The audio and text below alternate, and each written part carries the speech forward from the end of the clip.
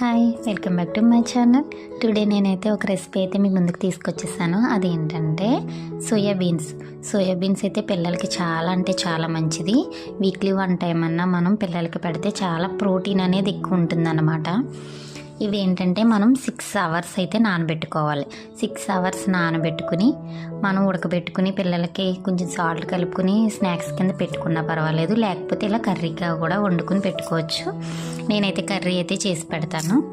మనం మామూలు రెగ్యులర్ కర్రీలాగే మసాలా అయితే ఫ్రై చేసుకుని ఇది మనం నానబెట్టిన సోయాబీన్స్ వేసేసుకున్న తర్వాత బాగా మగ్గబెట్టుకోవాలి.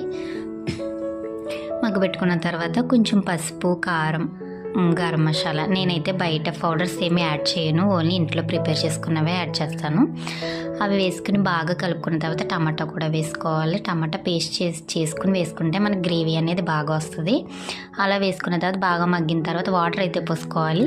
వాటర్ పోసుకున్న తర్వాత మనం కుక్కర్ అయితే పెట్టేసుకోవాలి. కుక్కర్ విజిల్ మనకి 3 విజిల్స్ వచ్చే వరకు చూసుకుంటే కర్రీ అయితే రెడీ అయిపోయింది.